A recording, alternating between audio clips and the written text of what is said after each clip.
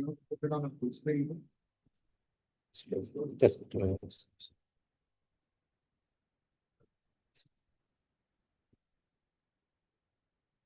Probably. Okay.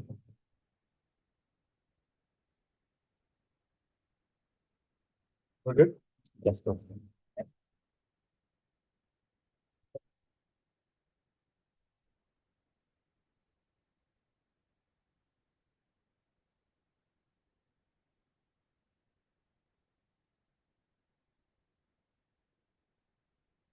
Going to the office or stuff?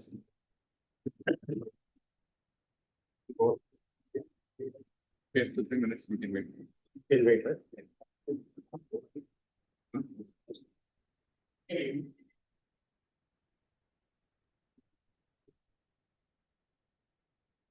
Right. Thank you so much.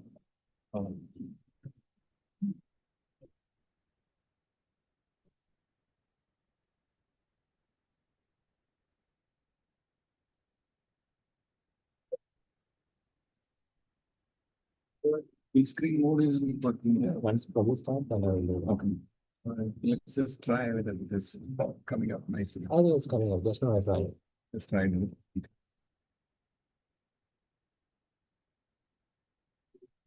Yes. I mean, not to lose life, but it is. Yeah. Listen.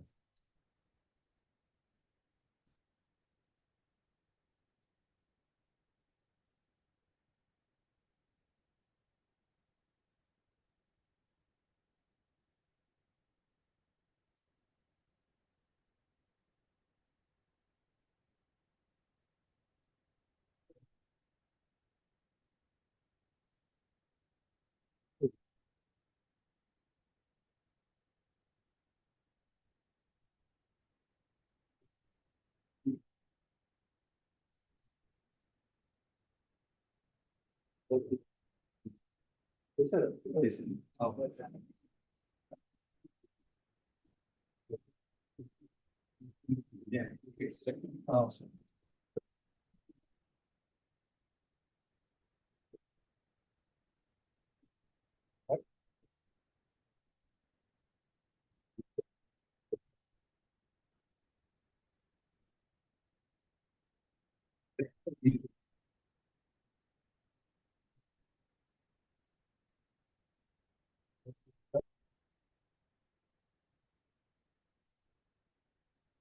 Oh.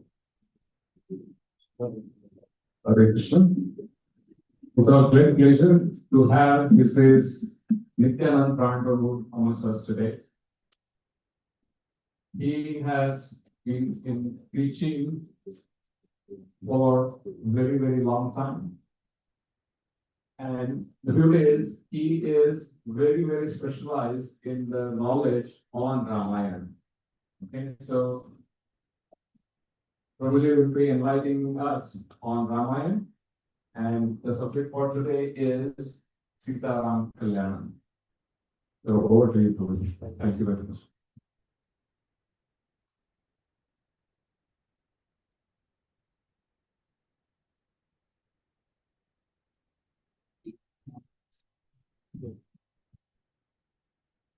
Om Jnana Jnananjanashalakaya Chakshurunmilitam Yena Tasmai Shri Gurave Namaha Shri Chaitanya Manobhishtam Sthapitam Bhutale Swayam Rupa Kada Mahyam Kadati Swapadantikam Vancha Kalpatarubhyascha Kripa Sindhu Patitanam Pavanebhyo Vaishnave O Namaha Nama Om Vishnupadaya Krishna Preshaya Bhutale Srimate Bhakti Vedanta Swami Dinamine Namaste Saraswate Devi Gauravani Pachari Nirvishimsha Shunyavadi Paschasya Vishatarine Jai Shri Krishna Chaitanya Prabhu Nityananda Shri Advaita Gadadhara Srivasadi Gaura Bhaktavinda Hare Krishna Krishna Krishna Hare Hare Hare Rama, Rama Rama, Hare Hare. Manojavam Marutatulyavegam, Jitendriyam Tam Varisham, Vatatmajam Vanarayodhamukyam, Shri Ramadudam Shirasa Namami, Pujantam Rama Rameti, Madhuram Madhuraksharam, Aruhya Kavita Shakham, Vande Valmiki Kokilam, Apadamapahakaram, Dataram Sarvasampadam, Lokaviramam Shri Ramam, Kuyo Kuyo Mamyaham, Dakshine Lakshmano Yasya, Vame Chandrakatyamaja, Purato Marutir Yasya, Tam Vande Raghunandanam, Kshiram Yatha Vikara Vishesha Yoga, Sanjayate nahi tatah pratagasti hetu, yahasham bhutamapi tata samupaiti karya, govindamadi surusham maham bhajami. Shri Radha Madhavaki Jai, Prabhupada ki Jai.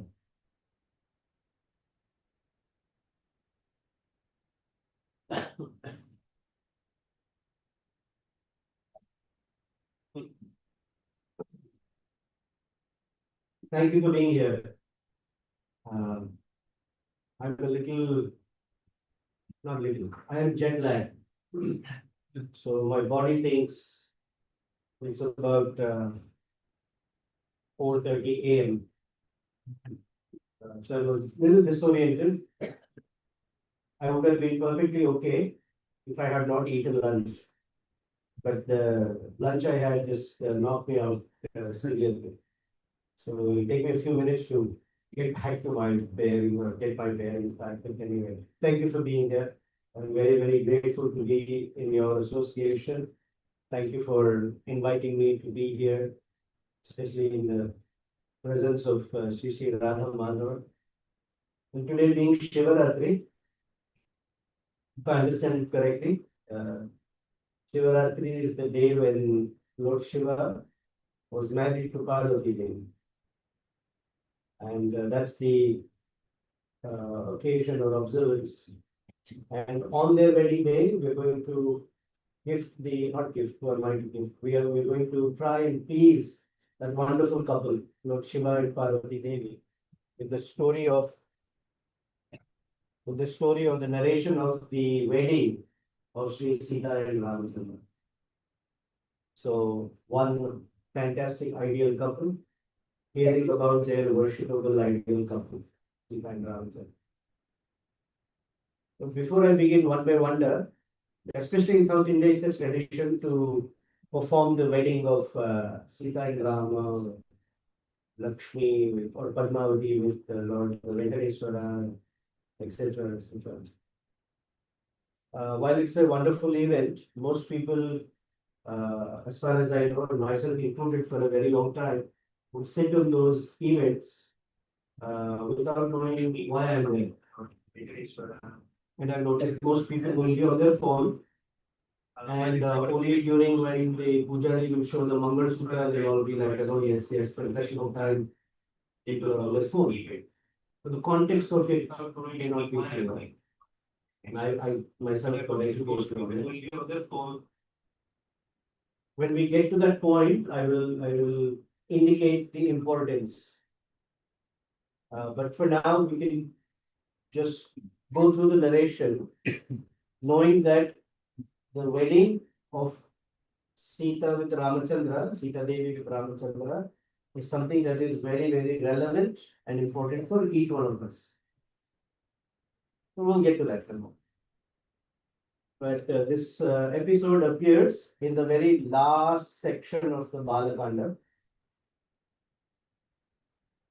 Sri Ramachandra and his brothers, they're all almost 12 years old. Dasharath Maharaj is sitting on his throne. Everything in the kingdom is working really well, especially since the birth of these 4 boys.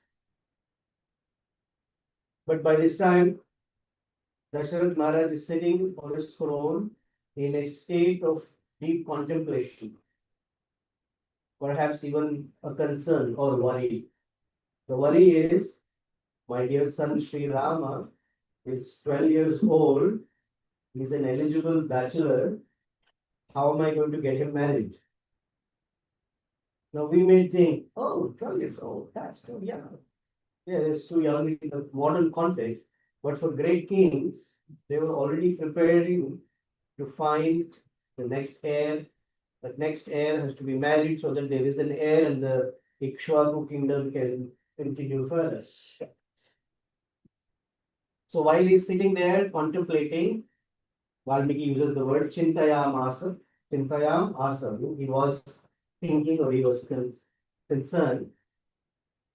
At that time, one of his attendants comes and says, "Oh Maharaj, at the gate of the palace, the great Vishwamitra has arrived." Dasharath Maharaj stands up in a spring because everybody knows the history of Vishwamitra Muni. You can't keep him waiting. He will be upset. So Dasharath Maharaj got up, all his ministers got up with him.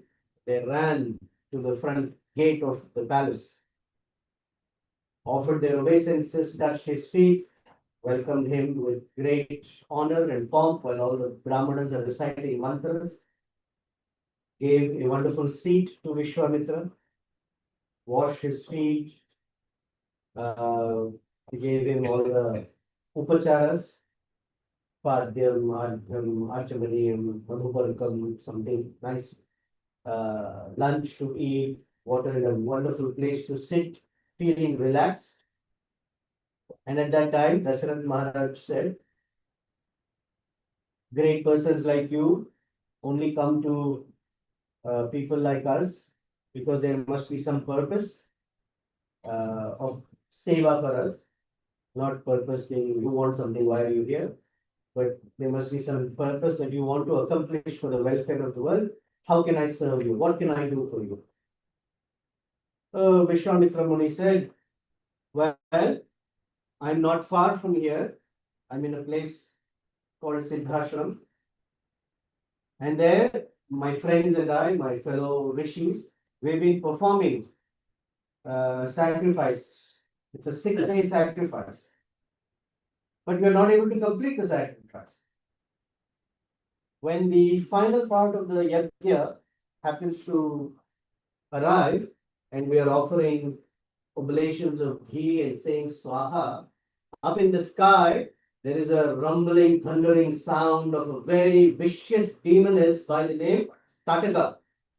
But we are not able to complete Tataka and her entourage of Rakshasas are constantly spoiling our yajna.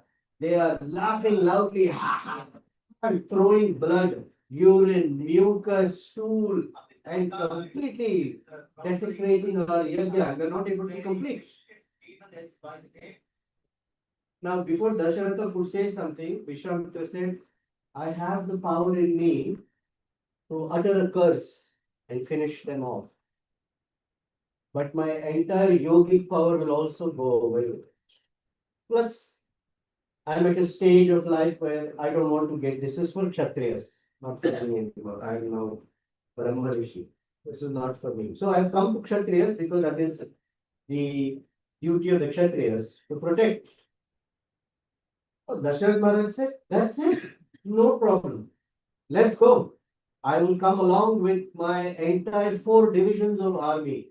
The elephants, the horses, chariots, cavalry, infantry will all come and immediately take care of Tataka and the Rakshasas. Vishwamitra smiled and said, yeah, thank you. Or as in America we say, thanks, but no thanks. I'm here because I don't want you to come. Then how do you think I can help you? I want that son of yours, that boy, Sri Rama. I want him to come with me. As soon as he heard, I want Rama to come with me, Dasharatha fell back with his heart shattered. Ah, my son Rama? No. I cannot send him. He is very young.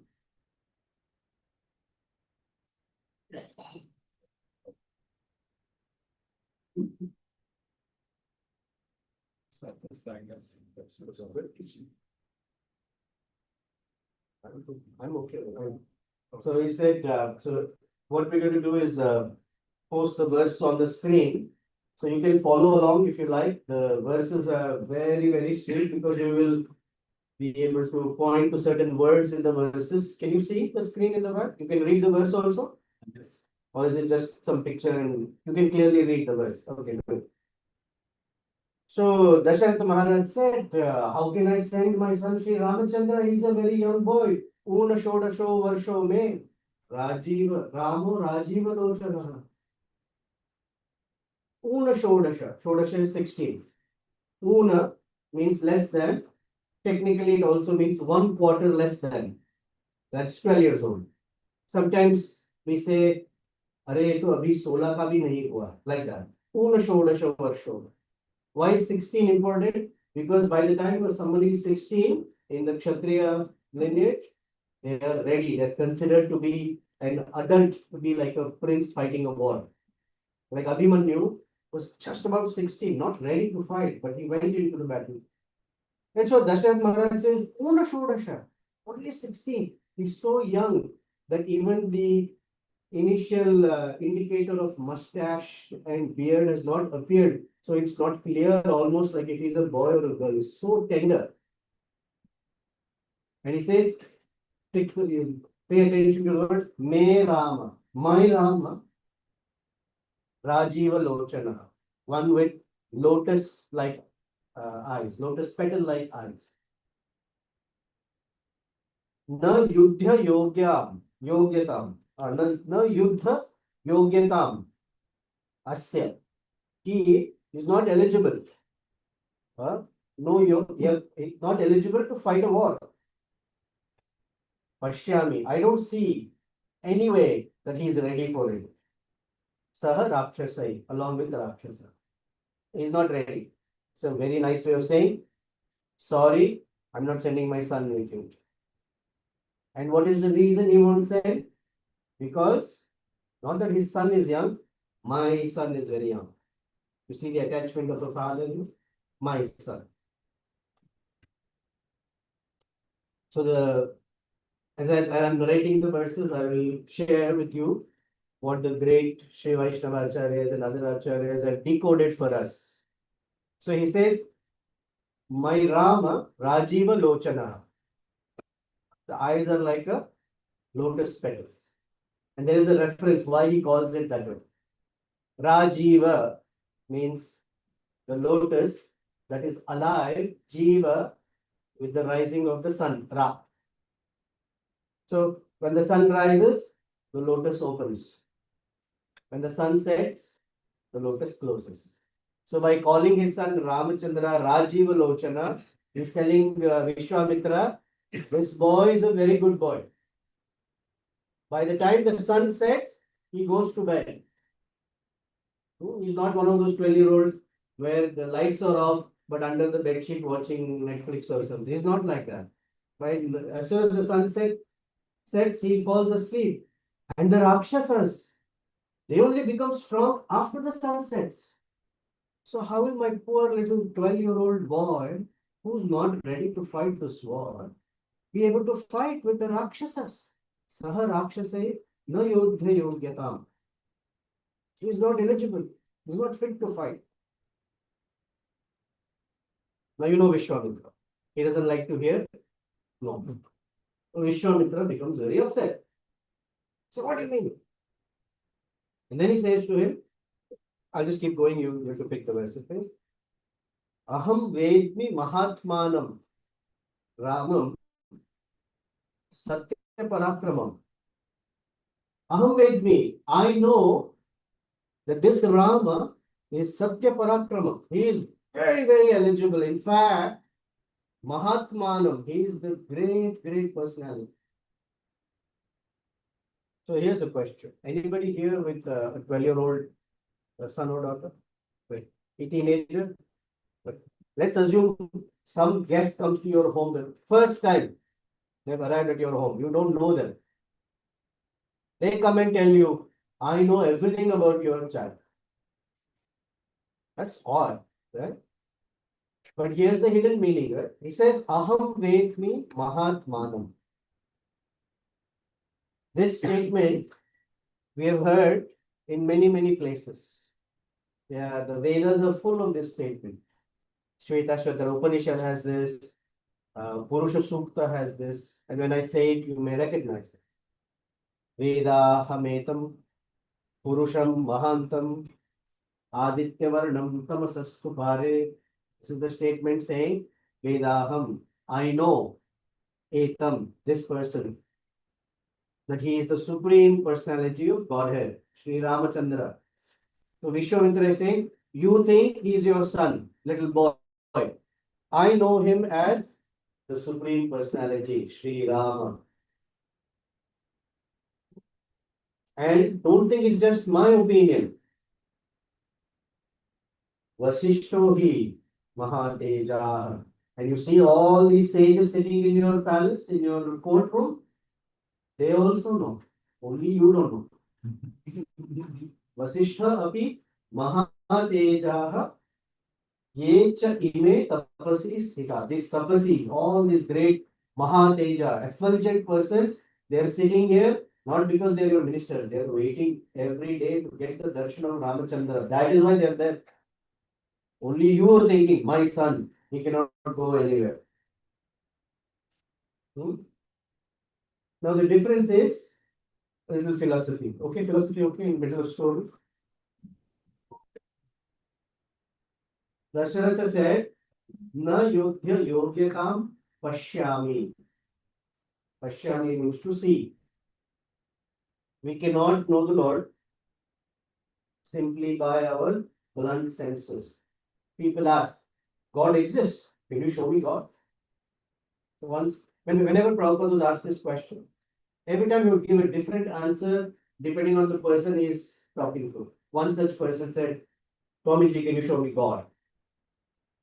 So Prabhupada answered, yes, but when I show you God, how will you know that that is God? How will you know? Which means you should have some idea who God is, what he looks like. But Pashyami is what are the pramanas by which you can know reality? The first is called Pratyaksha, by vision. If I see something, I take it as truth. Seeing is believing. So we don't necessarily accept that as a complete pramana. Seeing is believing. But for us, the stronger pramana is hearing is believing. That is called Shabda pramana. So there is Pratyaksha pramana, Anumana pramana, like I'm hearing the bell ring in the temple. So I understand there is a temple, there is a Garbhagriha, there is a deity of the Lord there. And there is Shabda pramana. Shabda is when the Guru Parampara will tell us, oh, this is reality. You are not this body. Oh, where is the soul? Show me the soul. Somebody asked like that. So the devotee said, well, do you have a mind? Yes, show me the mind. So here the objection is you are saying Pashyami. That means you don't know the Vida. There's a longer conversation where Vishwamitra says, I have spent my entire life in tapasya. You sitting on a royal throne, meaning I am a sannyasi, I'm a rishi, you're a grahastha, and you have attachments. You are thinking, this is my son. I am asking him to come with me. This is the internal dialogue, not exact conversation. Because he can't tell him, he's telling him, your son is the Supreme Lord.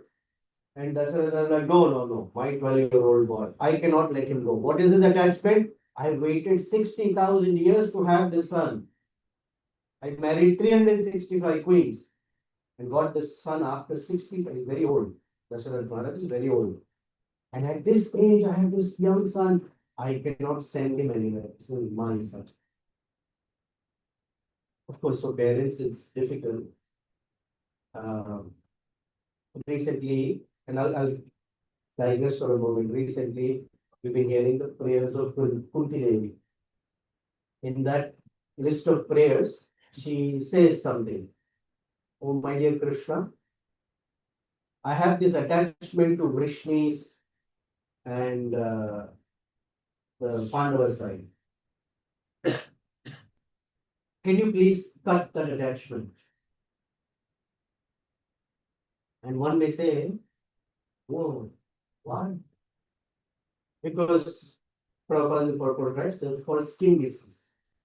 Skin disease means this is my family, this is my son, this is my house, this is my car, this is my property, and my spiritual master says, my, oh my, how many things I have.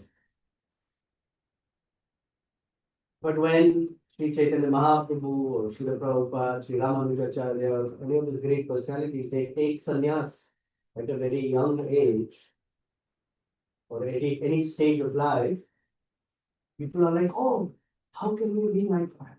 How can they leave their family and go?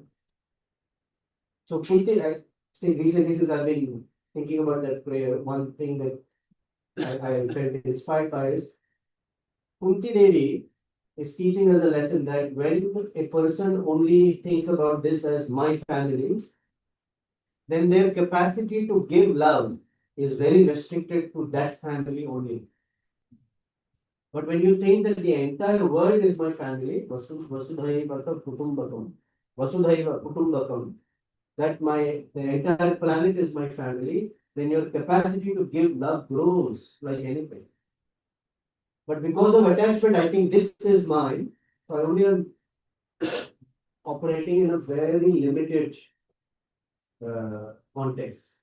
That is why these great personalities want to take sannyas to benefit the whole world, the way they will benefit anyone close to them. That's what Kunti is saying in my appreciation, that I don't want to see only the Pandavas and the Vrishnis as mine. I want to see everybody else. So that is the flaw of Dasharatha, that I can't let my son go. So Vishwamitra becomes very upset and he says, you know what? In a sarcastic way, stay at home, be happy with your family and do nothing. And he turns around to go.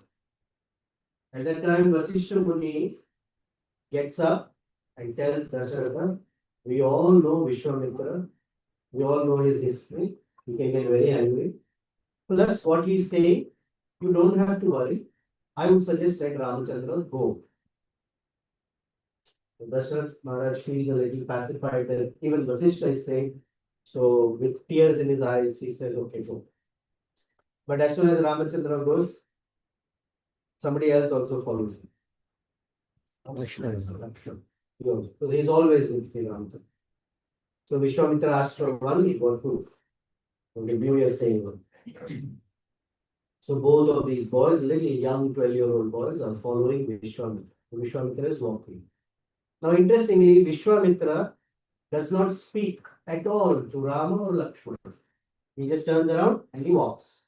And Dasharath Maharaj tells Ramachandra, from till the time you come back, you should do whatever Vishwamitra asks you. Yes, sir. Now, a 12-year-old generally is restless. They will ask, are we there yet? How far is this?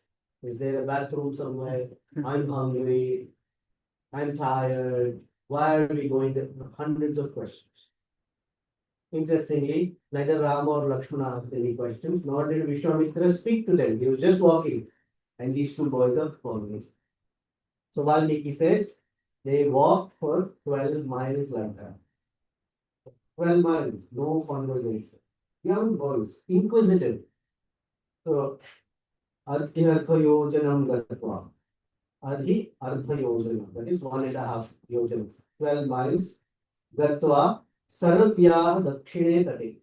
On the southern bank of the Sarayu river, they reached. At that time, Vishwamitra became so pleased that his face had a sweet smile, turned around, and in a very sweet voice said, Rama. He's talking to Ramachandra. Rama iti madhuram vakyam, madhuram vani, Vishwamitra abhyabhashata. This is the first time Vishwamitra has addressed Sri Ramachandra. So the question is, why 12 miles? Why there was no conversation? So there was no conversation from Vishwamitra's side is because he's a guru and he's testing his disciples. So Prabhupada tells us that before accepting a guru, one should test the guru. And then after being accepted, then the guru tests the disciple. So one should test each other. Is this the right person for me? The guru also will test. Is this the right disciple? So he's testing from his side. So what the way to test is, he did not speak to them to see if these boys will know how to follow orders. And fantastically, they didn't ask anything. And from their side, they are not testing Vishwamitra, they are expressing their obedience. The first order of being a eligible disciple is discipline or obedience. So they just followed quietly. And he was so pleased just by that statement, Rameti Maduram Bani. It shows that Vishwamitra is very pleased. And the success of one's life in bhakti is the pleasure of the Guru. We sing every day. What happens when the Guru is pleased? One achieves, one receives Krishna's mercy. Yasya prasada. Prasada is mercy or the pleasure. Yasya prasada, Bhagavat prasada. And then the other is also, the warning is from Vishwanath Chakravarti. Yasya aprasada, not yasya prasada. Yasya aprasada, nagati kutoti. There is no hope for anything. So, in principles of bhakti, the Vishwamitra was very, very pleased.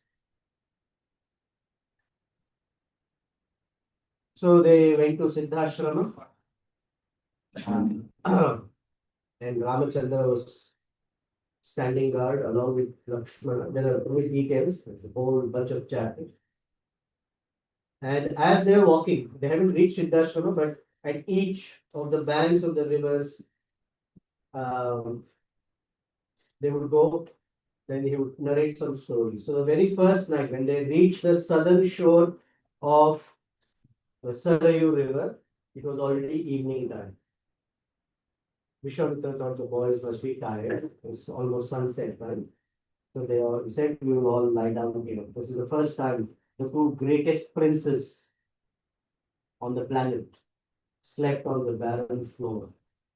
They used to sleeping in beds made of gold, mattresses made of such wonderful feathers that feels like froth or foam on milk. So soft, elegant, royal. And the boys are sleeping on the ground. So when the morning sun is about to rise, there's a famous verse, especially in South India, in every home it is played. Vishwamitra is very eager to wake them up. And so it's this famous verse. Kausalya Supraja Rama Purva Sandhya Pravartate Uttishta Narashardula Kartavyam Daiva Manvika. Famous verse. The Sri Vaishnava Acharyas have given 108 meanings for this verse. I don't know them, but there are some words that are meaningful. Here he says, Kausalya Supraja. Not just Praja means child or family or he says Supraja. It's very good, darling son. But he doesn't say Dasharatha Supraja. Because he's upset with Dasharatha. He's not, but Kausalya did not stop. Apparently, she happily let Ramachandra go. So Vishwamitra said, in history, I want it to be known that he is Kausalya Supraja, not Dasharatha. Dasharatha had all obstacles and objections. Kausalya Supraja. Purva Sandhya. Purva means the first Sandhya. Pravartate. It's about to start. It's starting. Uttishta Nara Shardula. O tiger among men. Uttishta. Please wake up. Kartavyam Daiva Manvika. It is time to perform daily duties. So in one way, When he's playing the role of a guru, he's waking his disciples up so that they will perform their morning duties. That is from the side of Tattva. But we are all interested in Rasa. Tattva is for the intelligence. Rasa is Sadaha.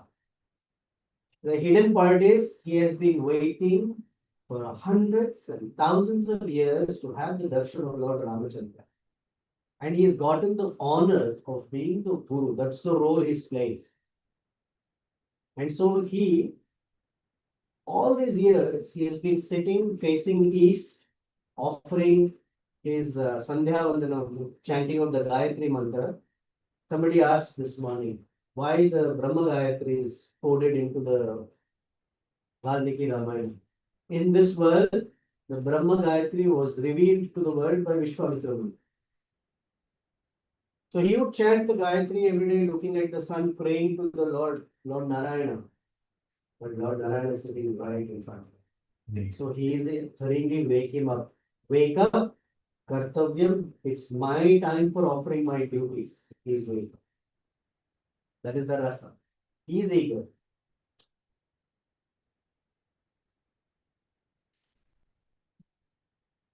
Anyway, so we'll continue.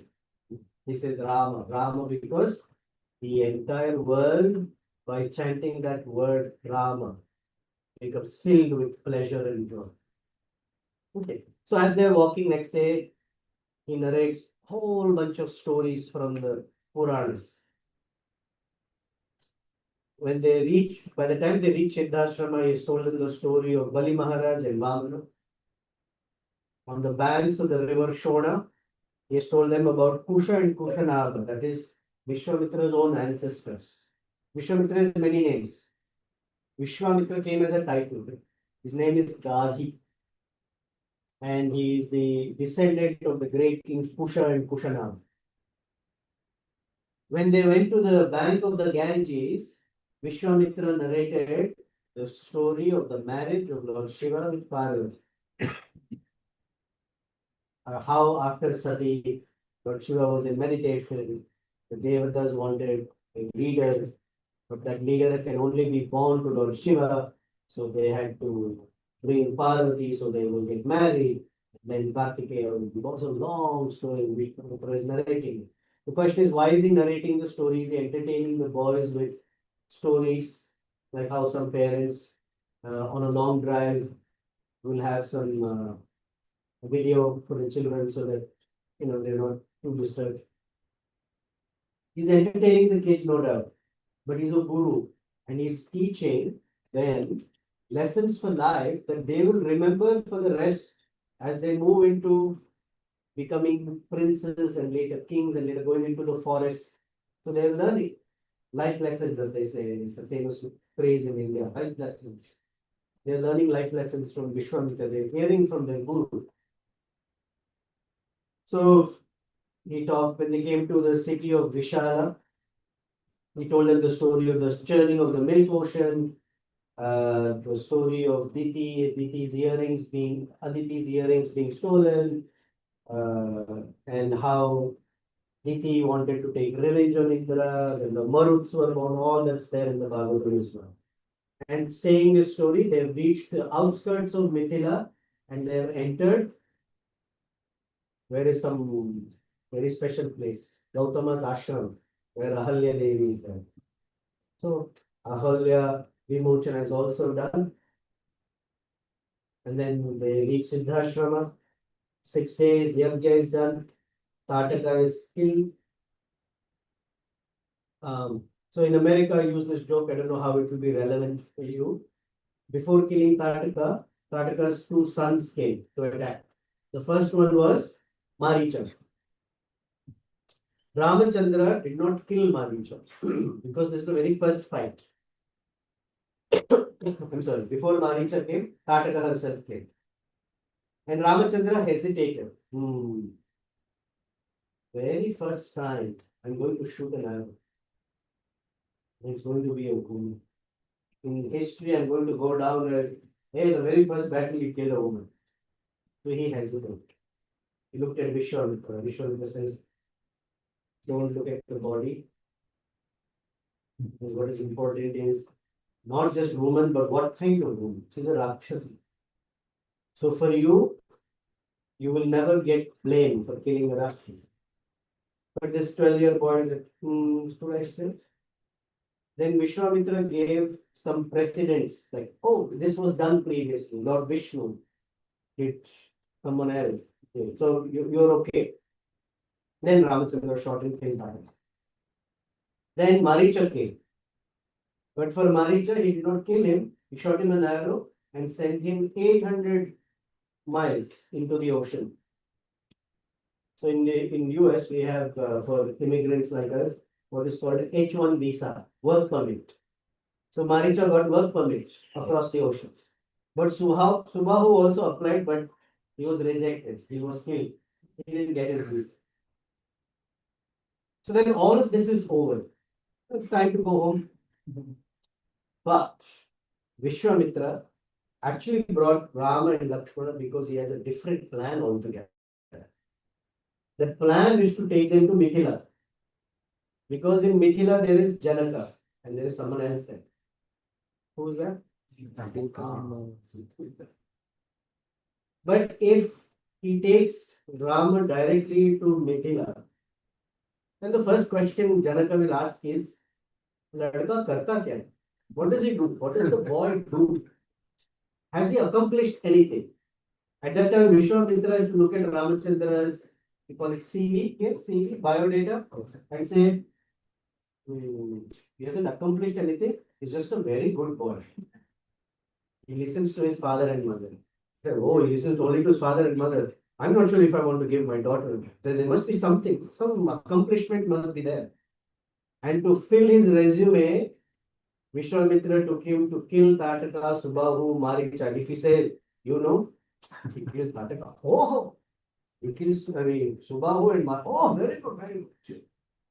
There is a book called Subhashita. Subhashita is very well-spoken verses.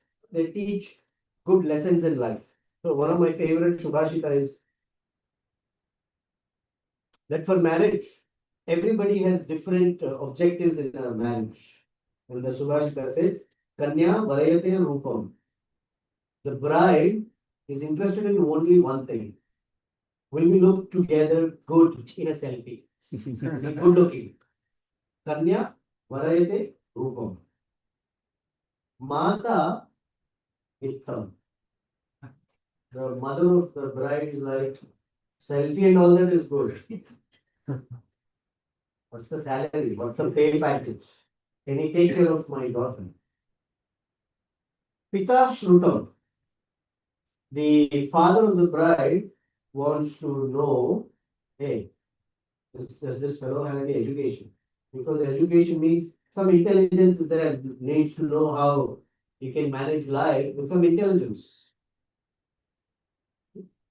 Bandhava Kulam Icchanti. All the relatives on both sides, especially the girl side, want to know what kind of family does he come from? Because especially in India, if the groom's mamas, third cousins, nephew went to jail, they will say, oh, bad family. This is not a good family. They have jail in the world. So Bandhava Kulam Icchanti. Then there are others. Itale Jana, like me. Mrishthanam Icchanti. They want to know what's on the menu in the wedding. Menu kya hai? So I was told recently that in weddings nowadays, they along with the invitation, they also send the menu. So you can decide, oh, that looks good. All the varieties of food I want to go for this wedding. Mrishthanam Icchanti Itare Jana, all the others. Most of them want to know, okay, I'll go at the time when I have to sprinkle some flower petals, but stand in line. So he cannot take them for marriage, especially Ramachandra. Now, the backstory that we don't necessarily know directly from Valmiki is that just as Vasishtha Muni is the priest for Dasharatha, Janaka's priest is by the name Shatananda. Shata Ananda, hundreds of times this. Shatananda is the son of Gautama and Ahalya. So he also had some other agenda. I want Sri Ramachandra to please bring him to Ahalya's place. The mother is there, invisible to everybody. In some versions of Ramayana, they say that she was cursed to be a sword. In the Valmiki Ramayana, Gautama curses her to be invisible. Nobody will notice you. I mean, you can imagine if you go to a program, nobody says, Haribol, don't do you. You're invisible. How do you feel? And not for one day. Every program, every place, Rath Yatra, you're all dancing and no one says, Hare Krishna, what is the Hare Krishna program? What? Am I dancing? No. But that's the because nobody will see. Nobody will listen. Until the lovely dust of the feet of Sri Ramachandra will release you from it. So he had this. But he wanted to make sure that Janaka gets to meet Sri Ramachandra because after all. So he said, okay, boys, we're done with what we need to do, but we are not going back to Ayodhya. Instead, we are going to go to Mithila. The boys were like, why are we going to walk there in the town? So because boys like toys, he said, oh, in Mithila, there is something very nice for you guys. You will enjoy something. Tam chaiva darashadula saha asmabhir gavishyasi.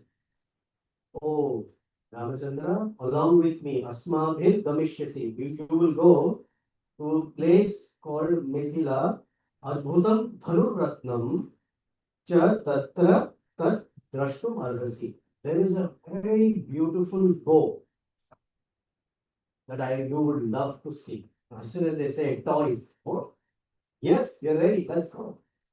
This Dhanush.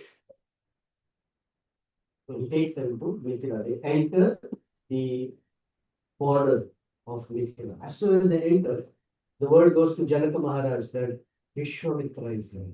So just like Dasharatha Maharaj, Janaka also jumps up, runs to the gate to receive them. Now when he sees Vishwamitra, behind Vishwamitra are these two boys. So Janaka, while he's washing feet of Vishwamitra looking, he's also, wow, handsome young man. I've never seen anyone like this. So he's very eager. Your So he volume. asks Vishwamitra, Imo Kumaro, Bhadramte. In Bhagavatam we hear Bhadramte. May all auspicious be with you. Imo Kumaro, these two boys, they were Tulya Parakramam. They look like they have the prowess of the demigods. And they are walking. Gaja Simha Gati Viro. Shardula Vrishabha Upama. Need to get down and dirty. Gaja, look like lions are walking. Look like bulls are walking. Tigers are walking. So great personalities, when they walk, apparently they have these style of walking that shows their personality. Generally, even for women who have very enchanting walk, they are called Gajagamini or Hamsagamini. They walk like a swan. It's the beauty in their walk. So here when he says they are walking like elephants, you know how elephants walk. When they walk with abandon, nothing. Anything in front of them gets crushed. That means there's such regal power in them. Simhagati. Apparently, lions when they walk some steps and they look back. And they walk further. So it is said like the Kshatriyas are like lions because as they're walking, everybody knows in the jungle that's the king. They have that stance and they keep looking back to see from where they have come, what they have accomplished, and they're moving forward. Shardula means tigers. Tigers don't have necks, they can't turn around. But Shardula, tigers have very soft steps. And they're very powerful. Tiger, have you ever seen a tiger? This is massive, very powerful, but stealthy. When they walk, they don't make too much noise. Vrishabha, bull, literally an ox. An ox is very, very powerful. When he stands like this, all the cows know, whoa, he's the boss here. And there is no stopping. When the bull walks, you can't stop the bull. I think in Hindi it's called san, ox. Very, very powerful. He said they're walking like that. Padma Patra Vishalaksha, their eyes are so big and shaped like lotus petals. Khadga Tuni Dhanurdhara. Khadga, swords. Tuni is quivers. Dhanurdhara, and they're holding bows. Ashwina Rupa Sampanna. They look like the Ashwini Kumaras. In the entire universe, Ashwini Kumaras are considered the most handsome. Sarupasthita Yauvana, and they are standing here as very young, delicate, handsome two boys. Yadrikshaya Gam Prapta. What is my fortune that their feet is touching my kingdom? Gam is the earth. Deva Loka Iva Amaro. It looks like the two demigods have descended from the heavenly planets. Katham Padhyam Iha. How have they walked and come here? Kim Artham. Why have they come here? Kasya. Who do they belong to? Whose sons are they? Hey Mune, please tell me. I'm very eager. Because he is also thinking, will he be a good bachelor for my, will he be a good suitable, eligible bachelor for my daughter?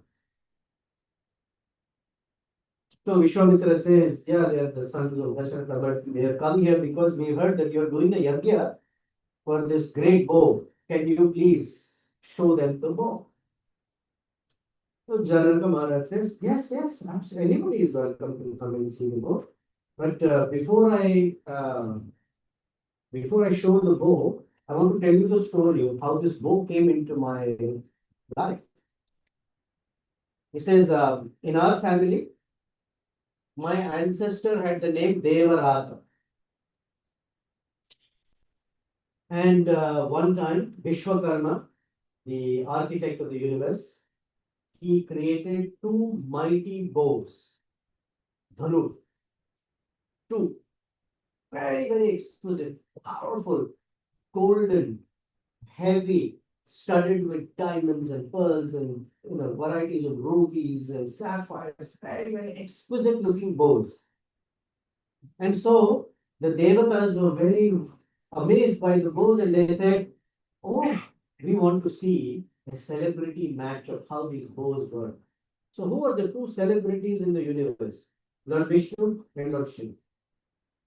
Please, we want to see them fight a match with this bow. So we can all see, everyone likes to see a great match, right? Especially cricket, World Cup, India, Pakistan, everyone wants to watch. So it's like, oh, we want to watch this again. So they convinced Lord Vishnu and Lord Shiva. So both Lord Shiva and Vishnu picked up the bow and stood facing each other. Mahadeva was ready with his bow. Lord Vishnu was ready with his bow. And before the game started, Lord Vishnu uttered a humkara. Hum means hum. That's the sound Kshatriyas make to show their props. But the sound of the Vishnu's humkara was so strong that the bow in Shiva's hand cracked a little bit. Lord Shiva said, I'm not going to fight with this bow. So he gave it to the Devatas. Janaka Maharaja's ancestor Devarata was invited to fight a battle on behalf of the Devatas with the Asuras. And he fought very well. The Devatas became very pleased with him and gifted him that bow of Lord Shiva. Now in Janaka's family, they are all such great kings that everybody has the title Janaka. Janaka in Sanskrit means father. They were such good kings that they got the universal title of father. Everybody is a Janaka, although they have names for themselves. That Janaka who spoke to the Navayogendras, his name is Nimi. This Janaka, his name is Kushatbhaja. But he has a title Janaka. So he said, from Devarata, from generation to generation, every king Janaka was handed this bow down. So for generations, it's been in our family and we worship it every day. But I have a special request. I have made this challenge that if there is anybody in the universe who can lift that bow, then I will give my daughter in marriage. So I'm curious to know if Sri Rama will love this queen. Vishwamitra didn't say anything. Ramachandra obviously will not talk, he's behind Vishwamitra. So he says, yeah, let's go to see the bow. Vishwamitra, Janaka Maharaja claps and calls his attendants and says, bring the bow. 5,000 muscular men, Bahubali style, on a cart with 18 wheels. Bring that bow. It's on wheels still. Takes a lot. They bring. They keep in front of you. Everybody's standing. So look at the bow. And Janaka says, for this bow, since the time I put this challenge, so many kings have come. And they got frustrated because they cannot lift this bow. And they became angry at me and waged many wars with me because they were upset. What kind of challenge is this? So they fought wars with me. I had to fight and defeat them just to keep this bow safe and my challenge safe. So then, our wonderful Vishwamitra. So this is the challenge he says. Yadyasya dhanusho Rama. Yadi asya dhanusha Rama. Puryad aropadam. If he can lift it. Mune o Vishwamitra. Sutam ayonijam sitam. Sita ayonija. Yonija means born through a womb. Ayonija means she is not born like how human beings are born. She is divine. She appeared from the earth. Dadyam Dasharathe Aham. I will give my daughter to the son of Dasharatha. Ramachandra is a very good boy. Where you read in disciple, he's just standing there. Vishwamitrastu Dharmatma Shrutva Janaka Bhashitam. He heard this. He turned to Sri Ramachandra and said, Vatsa Rama Dhanur Pashya Iti Raghavam Aparavit. This is what he said to Ramachandra. What did he say? Vatsa Rama Dhanur Pashya. Oh my dear child Rama, look at the bow. Pashya. He didn't say pick it up. Look at the bow. So our Acharyas, the Sri Vaishnava Acharyas, have a fantastic field day with his students. Vatsa. Why Sri Ramachandra was addressed as Vatsa? So one meaning apparently. Vishwamitra, although is the Guru, he knows Ramachandra is the Supreme Lord. But when he looks at the beautiful face of Sri Ramachandra, he forgets that this is the Lord. He thinks he's a small child. So from Aishwarya, he's gone into Madhurya, the sweetness, Vatsalya Prema. So he's saying, my dear little child, please be careful. So he didn't say lift it, because what if the child cannot lift it? So he just said, look at the bow. That's all it is. So Vatsa, little boy. Another is, the hidden meaning is he's warning Ramachandra. Last time you came as a little boy. Bali Maharaj thought, oh, only a small child, young Vatuka Brahman. He wanted only 3 paces of land. And very quickly, from Vamana, you became Trivikrama. Right? And covered the entire universe. Don't be in a rush. Remain like a child. Vatsa. Just be a child. One of the names of Lord Vishnu is because he has 3 strands of hair, whitish hair here. What is that mark called? Yeah, you're right. Say it confidently. Shri Vatsa. So he's telling him, Vatsa, there is some time, Shri will come here, and now you become again Shri Vatsa. And then he says, Vatsa Rama. Now, Apparently, the tradition is Vatsa is the address to the youngest in the assembly. Who's the youngest in the assembly? Lakshmana. So the Acharya's name is Periyavachan Pillai. He says that as soon as Vishwamitra said Vatsa, Lakshmana will stand up. So before Lakshmana stands up, he said Vatsa Rama. We are addressing Ramachandra. Lakshmana, your role is very, you just have to witness here, not for you to get up.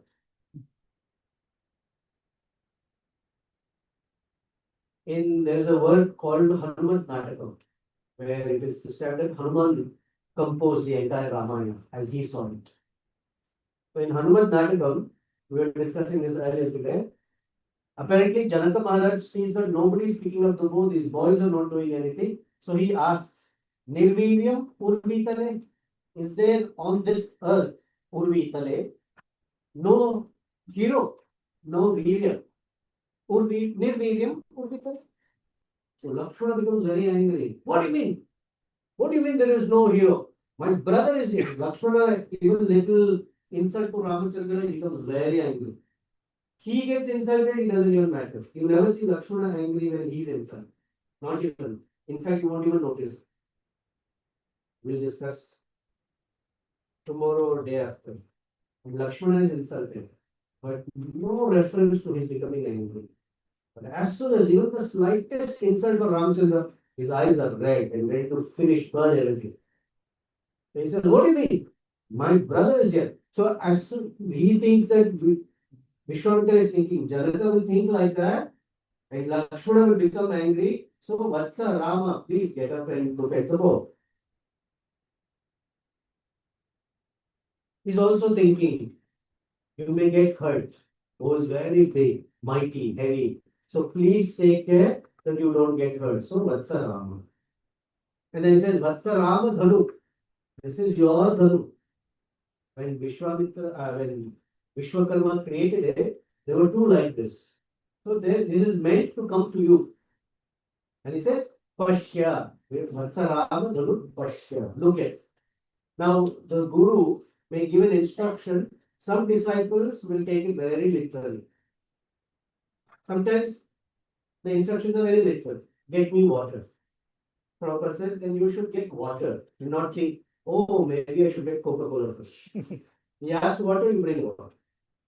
But when Hanuman was sent to Lanka to just get the news of Sita Devi, Hanuman burnt Lanka also. That was not the requirement, nor was it. But a good servant, messenger is one who knows the heart of the master. So to know why did he do it? He wants to put fear in Ravana. So that is how one should learn what's in the heart of the Guru. And how does one learn that? Not just by time, but by loving service. Through loving service, one can understand the heart of the Lord. So he says, just look at the bow. Another meaning, look at the bow. There's a beautiful verse in Brahma Samhita. And when I recite it, I'm sure you will recognize it. Angani yasya sakalendriya vrittiman pashyanti panti valayam jaganti ananda chinmaya sadujjvala vigrahasya govindam adipurusham tamam prajami. Angani yasya sakala indriya vritti. Every sense can perform the function of all other senses. Ramachandra can look at the bow and the bow will stand up. He looked at the ocean, the whole ocean boiled over. He can, with his ears, do what his hands can do. With his eyes, he can do what his mouth can do. We cannot do. Our senses cannot fully do what they are meant to do. We need corrective lenses for our eyes, maybe adjustment for hearing. Nose cannot smell all the smells if the sinuses are blocked, in limited. But Ramachandra can. So by saying Pashya, it also means you can lift it. Okay, so Ramachandra walked up to the bow, offered it some pranam, touched it. While everyone is looking, lifted it up. so easily as if a child, how Lord Krishna lifted Govardhan hill like a child plucks a mushroom. Here Valmiki says, Pashyatam Nripa Sahasranam. Hundreds of kings, Sahasras thousands of kings are looking. Bahunam Raghunandana Aropyatsa Dharmatma Sa Leelam Eva Tadbharu. Leela, play. Sa Leelam Eva, as if he is playing. So easy, a 12-year-old boy, skiing, picked up the book without any effort, not any gym style, just very easily picked. People couldn't realize how quickly he picked it and the shock of his picking up the bow. Now he was told to pick the bow. That was the requirement. But Ramachandra, is one of those students. I'm sure in all our classes, there is one such student. Teacher says write 2 sentences, they will write 4 pages. Right? He's one of those students. Aropitva dharmatma purayamasa padbhalu. So he not only lifted the bow, he with one foot held it, bent down, pulled the string up because bows are never strung. You string it at the turn. Purayama pulled it down and strung the bow. That's even extra. You want extra points. Okay, that was also not enough. Then he lifted the bow, Purayamasa, pulled it all the way to his ear. And suddenly, the whole bow cracked and broke into half. Everybody there was so shocked, the sound was so loud, the earth was shaking, and everybody fainted except 4 feet. Rama, Lakshmana, Vishwamitra, everyone else fainted. Tasya Shabdo Mahan Asi Nirghata Samaniswana Bhumi Kampascha Sumahan. The whole earth shook. Parvatasya Iva Divyata. Just the way when a mountain is struck with lightning and things shake up, and there's an earthquake, the earth shakes. That was the effect of the book. Nipeduscha nara sarve tena shabdena mohita. Everyone fell unconscious. Varjaitva munivaram rajan tamcha raghavam. So except for Janaka, Vishwamitra and the 2 boys. Now, this bow breaking is a big event. Different poets, sages, scholars, and devotees have given commentary on what the breaking of the bow is. We are in Lord Shiva's abode. And we are talking about the breaking of his bow on the day of his marriage. Right? So there must be some reference to Lord Shiva in Parliament. So there is a word called Udara Raghavam. Udara, generous. Udara Raghavam. In which the poet says that when the earth shook, Kailash is where Lord Shiva is sitting. And Kailash also shook. When Kailash was shaking, Parvati got scared. And she came running and embraced Lord Shiva. And Lord Shiva had a great smile on his face. I say, thank you, Ramachandra. Ideally, one would think that Lord Shiva would become upset that his bow was broken. But the effect of it is that Parvati came to embrace him. Shiva became very, very pleased.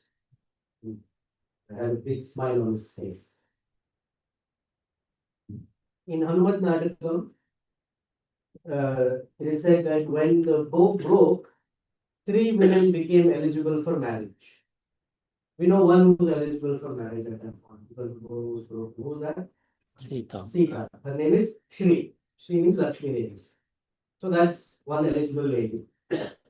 Young girl, but eligible. Then he says, Hanuman says, then there is another woman. Her name is Hri. H-R-I. What does Hri mean?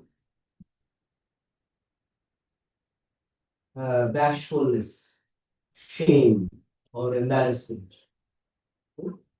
He said that Hri married all the other 1,000 kings that were there because they all had come for marriage, right? To see if they can lift the bow. they all became married to Greek, which means they became embarrassed. Their heads hung low like that in shame. It's a poetic way of saying. And there's a third woman there. Her name is Kirti. Kirti is fame. Kirti went round the universe to tell everyone that I am also married Sri Ramachandra. That means he became world famous, universe famous, that he had lifted and broken the bow. So Shri, Hri, and Kirti became eligible. Oh, almost out of time. There is a lot of description on why the bow, what is the meaning of the bow, why Ramachandra carries the bow. I don't think I have the time for it. But I'll give you one or two sentences because I don't want to leave you like that. Please take your time. I can't take my time. I'm allotted till 6:45, so 6 minutes. I'll pack it up. The marriage is not happening.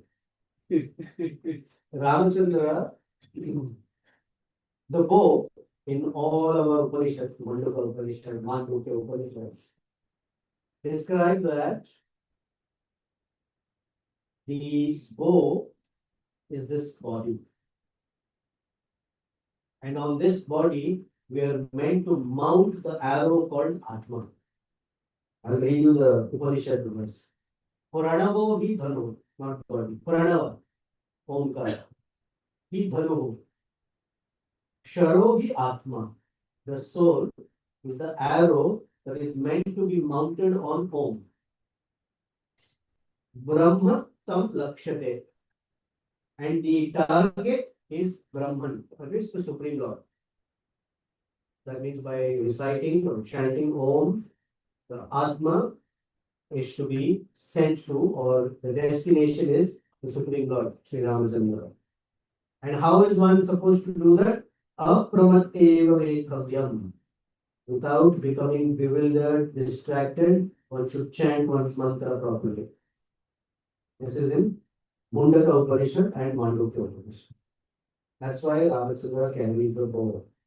Second reason is the bow describes a very important Vedic tattva. The bow has three parts: the upper part, the lower part, and the string. And we heard that it is called pranava, Omkara. Omkara also has three: A, U, and Ma. What does Lord Krishna say in Bhagavad Gita about Akara? Akarosmi. Wherever you hear the syllable A, it refers to Lord Vishnu. You know the verse from Bhagavatam. Akama, Sarvakama, Mokshakama, Udarati. Akama means desireless. But our Acharya also say, Akama means those who have a desire for Lord Vishnu. Akama, I desire Lord Vishnu. I desire Lord Krishna. So, means the upper part of the bow, it represents the Supreme Lord. The lower part is called Makara. Makara is the Jiva Tattva, the soul.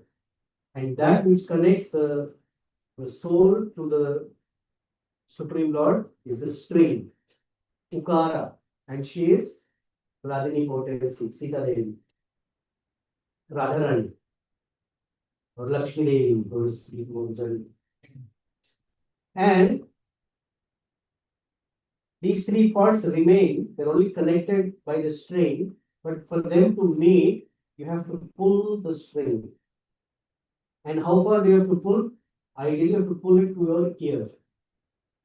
You heard, no? Purayamasa talpulu. Only when the bow is pulled or the string is pulled to the ear, which means one must hear the mantra and practice the mantra by hearing from one's guru. When that happens, that bow breaks because of the string being pulled. And the upper part comes to meet the lower part. Only by the grace of Sita Devi does the Supreme Lord come to meet the Jiva. In the entire Bhagavatam or in any Purana, there is no instance where the living being on his own can go to Vaikuntha. There is always somebody from Vaikuntha coming, or the Lord himself coming and taking the Jiva. That means Somebody from there, either the Lord or his messenger has to come, meet the Jiva and take him back. Then that is why Ramachandra carries the bow. Not only the weapon, it is also a symbol of dharma. So anyway, bow is broken, you have to get to the wedding. That's why we're all here. So there are other meanings, but okay, I'll say it because there's a wonderful. Can I take 5 extra minutes if you don't mind? Is that okay? 5 minutes? You have some patience, 5 minutes? Okay, fine. Even if you don't have to say yes.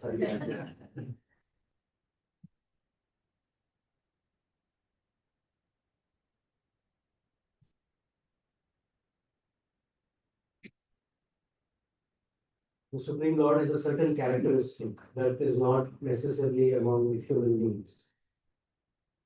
That by one act, they can accomplish multiple results and consequences. And it's called Sahoti Alankara in the way they express it. So, here's a beautiful poetic way. If you want, you can close your eyes and visualize what this means. So, Ramachandra is picking up the bow. You can visualize what that might look like. And then, because the bow has been worshipped with kumkuma, turmeric, chandan, sandalwood, flowers. So, when he picks up the bow, he shakes it. And all the kumkuma, turmeric, chandan, flowers are all falling. So the verse describes in another point that when Ramachandra is picking up the bow, Vishwamitra's hair is standing on the end. Why? Great pride. My student. That is my student. Yeah, because when a disciple accomplishes something wonderful, more than the disciple, the greater joy is for the Guru. And then when Ramachandra is bending that bow, it says that as he's bending the bow, the heads of all the kings are also bending like that. In shame.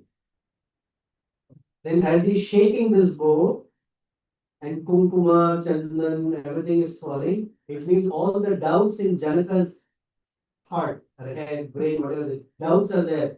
Will my daughter ever get married? Is there a hero? All those doubts are being shaken and falling to the ground. And as he's pulling the bow and tightening the knot on it, in Lanka and in Kishkinda, Tara, Mandodari, and other Rakshasi wives, their Mangal Sutra knot became loose. Understand the poetic method? That because Ramachandra will get married to Sita, only then he will go to the forest and relieve the world of Vali and the Rakshasa, Ravana, Indrajit, Kumbhakarna, and all the list of others. So their Mangal Sutras not speaking loose. It's a poetic way of expressing. Kalidasa says, when Ramachandra broke the bow, he also broke Parashurama's pride. Because Parashurama wanted to punish all the Kshatriyas. But after this incident, Parashurama stops all of his escapades and goes back to Mount Mahindra. Okay, so then Janaka got all excited. Oh, time for marriage. Ramachandra said, what marriage? I never came here for marriage. And I cannot marry without my father's permission. So then everybody said, no, but Dasharatha is not here. So Vishwamitra said, please send message to Dasharatha that your son is about to get married, please come. And then remember, Dasharatha, they all started with Dasharatha, Chintaya Masa. Wow, this is the best news. So Dasharatha, along with all of his ministers, carried tons and tons of gifts, gold and jewelry and silks and this gift, all riding on elephants, and quickly came to meet him. And now that Dasharatha is there, Vasishta Muni is there, Janaka is there, Vishwamitra is there, they said, okay, please bring Sita again. Rama is standing. But we'll end it with something else. They conducted all 4 marriages together, but we'll come to that in a minute. Beautiful verse. If I'll read the Sanskrit, try and visualize in your mind's eye. Tata Sitam Samaneya Sarva Abharana Bhushitam Samakshamagne Samsthapya Raghava Abhimukhe Pada. I'll explain it, I'll read it again, and then we can visualize it. Tata, at that time, Sitam Samaniya. Aniya means to bring. Samaniya means she was carrying. Tata Sitam Samaniya. How is she coming? Sarva Abharana Bhushita. Now, Janaka's jewelry is from Singapore market. Everything is shining. And it's not just gold, but diamonds and rubies and emeralds, and she's decorated from head to toe. On her head has multiple tiaras and diamond earrings, shining necklaces, bangles, cameras, all sorts of things. So you cannot see Sita. It's all like a ball of light. And she's carried in a palanquin. Tata Sita Samaniya Sarva Abharana Bhushita Samaksham Agni. In the presence of Agni, Samsthapya. She was left there. And how was she left there? Raghava Abhimukhe. Face to face with Sri Rama. This is the first time he's seeing her. It's the first time she's seeing him. In Tulsidas Goswami's Ramcharitmanas, they saw each other previously. In Kamba Ramayana also, they saw each other. In Tyagaraja's song, he says Sita is standing somewhere in the balcony. And Ramachandra is out there, so handsome. She has to look at him. But if she looks at him, everyone will like, hey, that's not right. So Tyagaraja in his song says she wants to take a quick glance at Sri Ramachandra. So she picks up her hand, shaking her bangles and adjusting them. So everybody is thinking she's adjusting her bangles, but she's looking at Rama. Very smart. So she is brought in, it's made to stand in front of Ramachandra. Abravit Janako Raja Kausalya Ananda Vardhan. Ramachandra is called Kausalya Ananda Vardhan. And this is what Janaka said. There's a famous verse. Iyam Sita Mama Sutta Sahadharma Charitava Praticha Chainam Bhadramte Pandin Brihishva Pandinam. Oh Ramachandra, he's not saying I'm giving my daughter.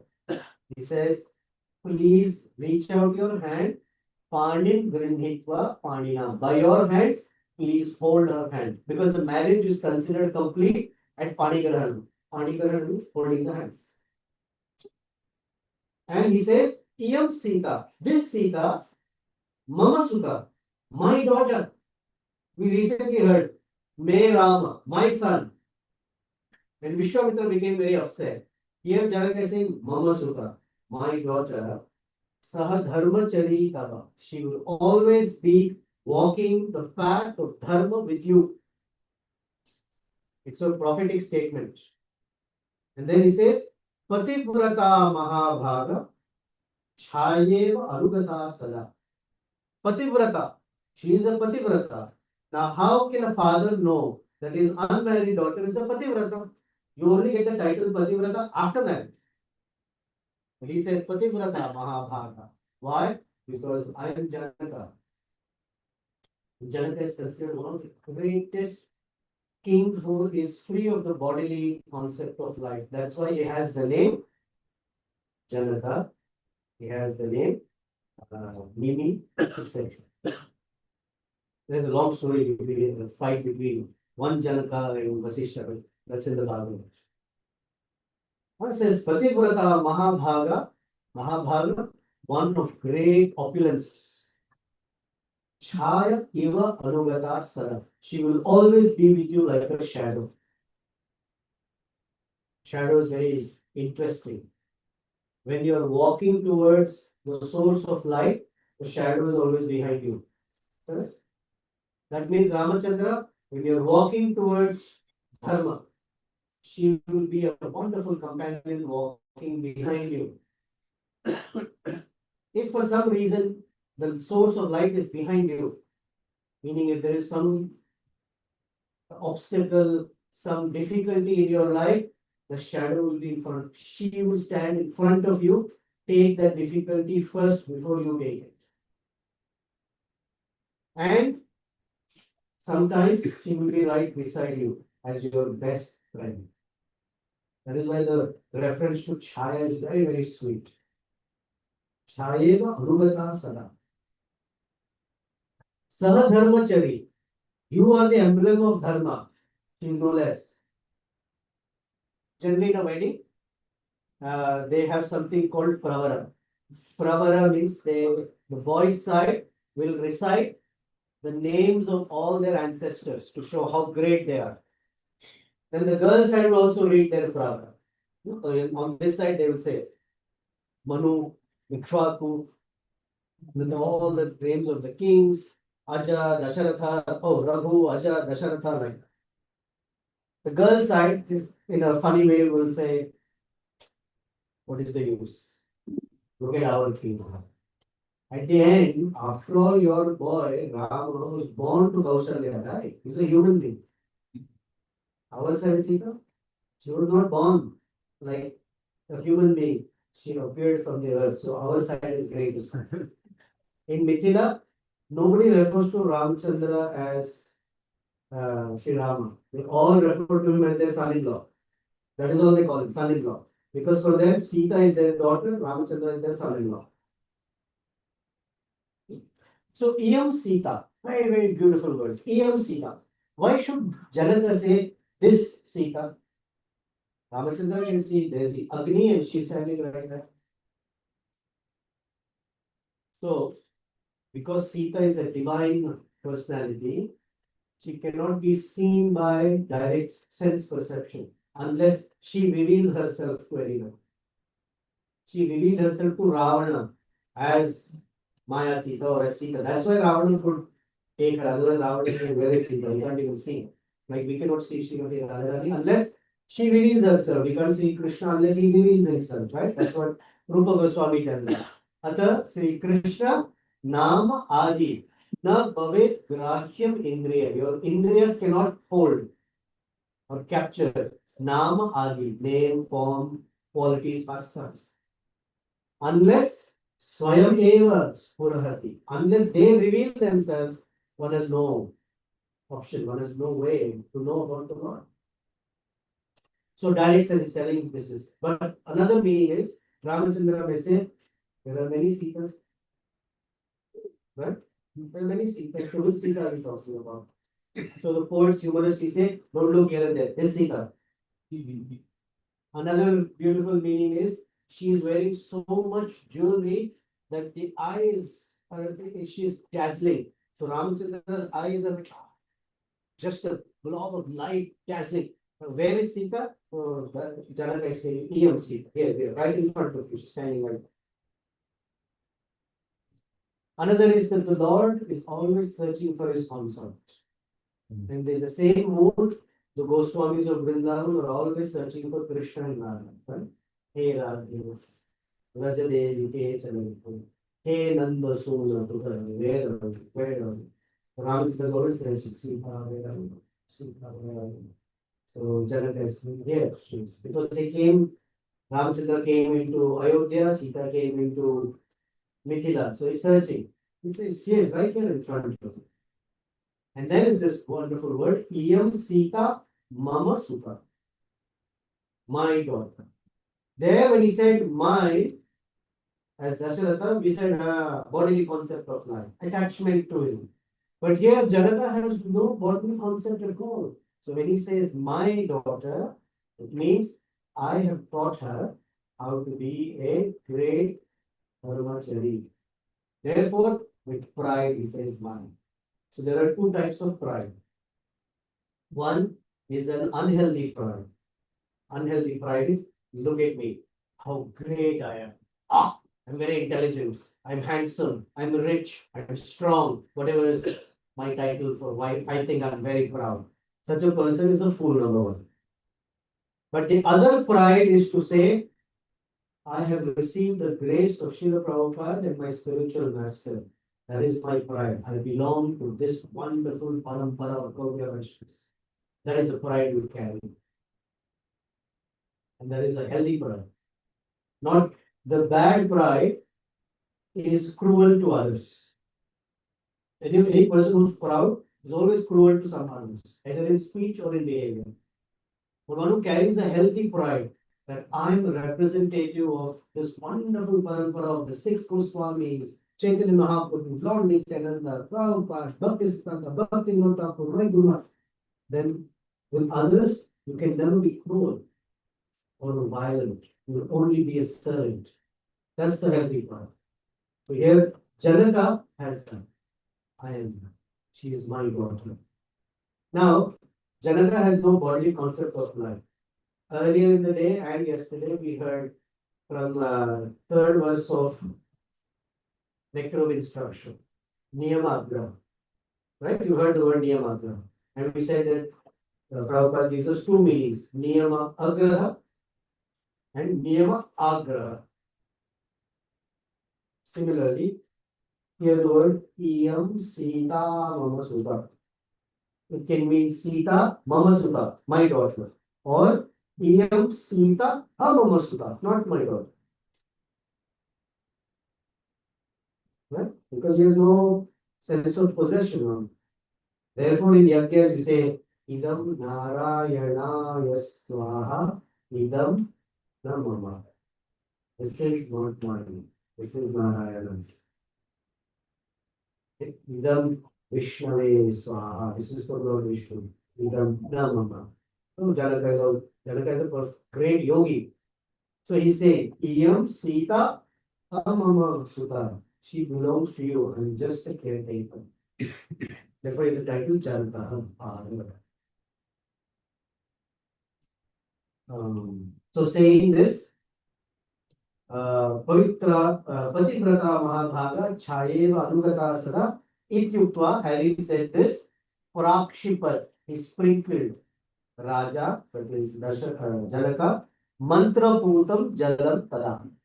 Putam purified. Mantra Putam, water that was purified by appropriate mantras, he sprinkled on the hands of both of them. Sita and Rama. Panigrahanam was done. Now suddenly when Panigrahanam is done, the entire sky is filled with Brahma, Lord Shiva, Indra, Chandra, Varuna, Vayu, the Rishis, the Gandharvas, the Kinnaras, Kim Purusha, they all have come to witness this fantastic event that finally Sita Devi is with Sri Ramachandra. Because only then can the Ramayana actually move forward. And when the Ramayana moves forward, why are they all happy? The Devatas are happy because Ravana will be killed. The Rishis are happy because there are in Dandakaranya millions of Rishis who have been sitting, standing, underwater, hanging from trees, not breathing, not eating for thousands of years to get one glimpse of Sri Ramachandra. They've been waiting and waiting and waiting. And now these rishis are celebrating that finally they will get the vision of Sri Ramachandra. So the sages and everybody in the sky very loudly said, Sadhu, Sadhu iti devanam, Rishinam vadatam tada. Deva dundurbi nirghosha. Indra is playing the drums, or Indra's assistants. They're all playing the drums. Deva dundurbi nirghosha, Pushpa varsho mahan abhut. Ramachandra and Sita Devi were showered with millions of flowers and flower petals. And that's the end of the wedding. But the final is, why is this important? Now let's look at the story part. The story part is there is a lot of romance. They're seeing each other. They're navigating, meeting each other. From a dharma perspective, Sri Ramachandra will perform as a grahastha, He can only perform his duties when his consort is with him.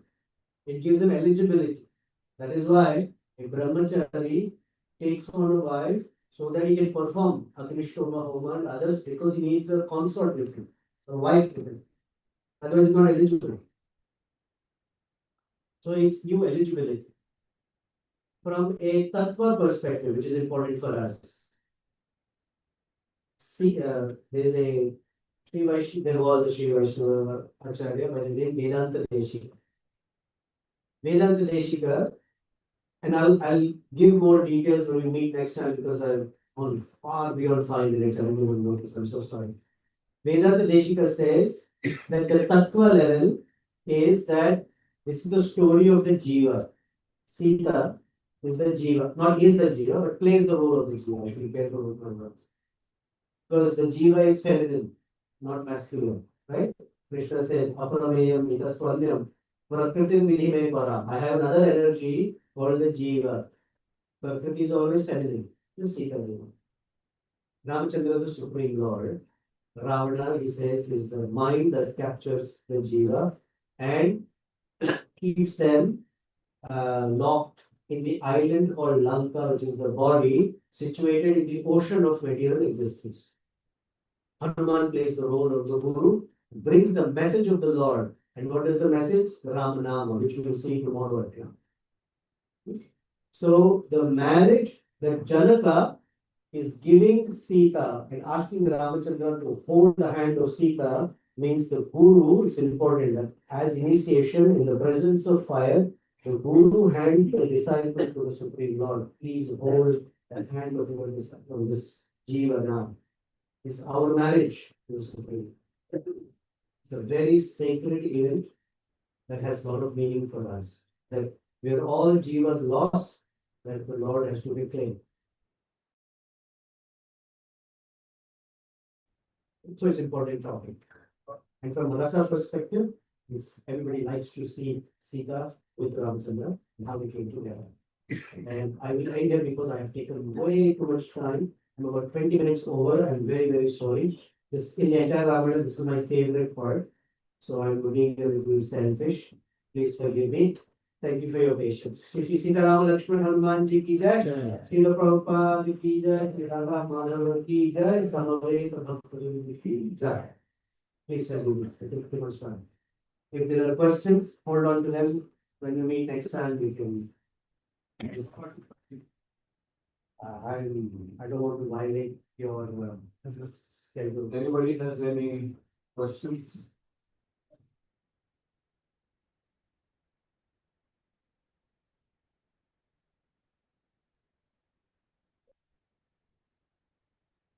So, who you refer Janak Maharaj is the very Janaka, it's a title.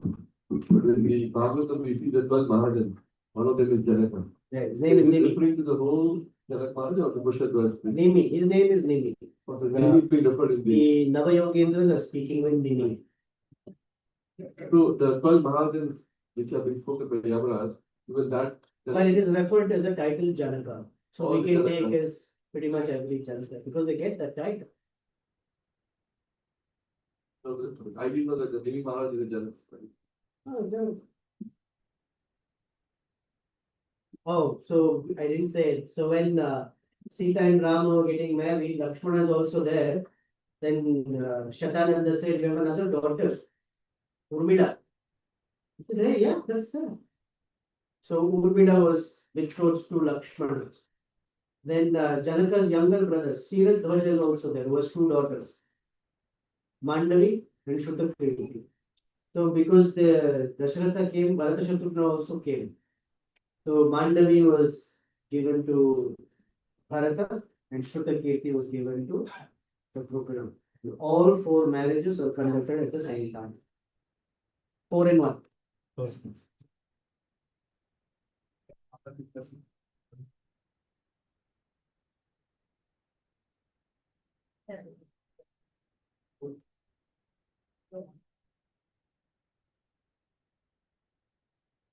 Thank you so much. Thank you for the wonderful class. I have a question. Why Radharani and Sita Devi are born mean, is there any scriptures mentioned about the divine? Why they are not good? Like Krishna and Ramchandra, Sri Ramchandra are born. Like Krishna was not necessarily born because he should. I mean, imagine a mother delivering a baby with 4 arms, Kirita, Kavasha, Kundala, everything. like he appeared from She the had the self, she felt him in her womb. When he appeared, full Vaibhava of Supreme. Ramchandra was in the womb for 12 months. yeah, like they appear from the mother. Because he has to take the form of a human being. She is not a blind. She is the queen. She doesn't have to appear like a Ayonija. That is why in the end also, she goes back into the earth and not with Ramachandra into the Sarayana. So it's like she Devi, doesn't Devi. require- Yeah, she's special. In entire Ramayana, everybody has a doubt whether Ramachandra is God or human being. But it has to be a human being. That's why Ramachandra does not accept that he is king. Even if someone says, you are God, like Chaitanya Mahaprabhu will say, no, I'm a human being, I'm a son of Dasharatha. Because only when he is in the bhava of a human being can Ravana die. Otherwise, Ravana cannot die. So that promise that Lord Brahma kept has to be preserved. And the only one that can kill Ravana is a human being. So Ramachandra is always in the bhava of a human being. Therefore, he's crying, and it's the human bhava. And Sita is not obliged by that. But she's always with. Same as Radha. I mean, none of them is ever born, but as part of the past life. She comes in a full glory. Therefore, in the forest, Ramachandra is wearing Valkala and deer skin, and his hair is matted. Sita Devi is wearing Nalli saris with jewelry. All and what jewelry? Never repeated. Dasharatha said when she goes to the forest, for 14 years, all the saris she needs, all the jewelry she needs must go with her. Who was carrying all that? Our Lakshmana. She never wore that. When she tried to wear, she could wear it, she started crying. That's when Dasharatha said she doesn't need to wear. So even in the forest, she's all prim and proper.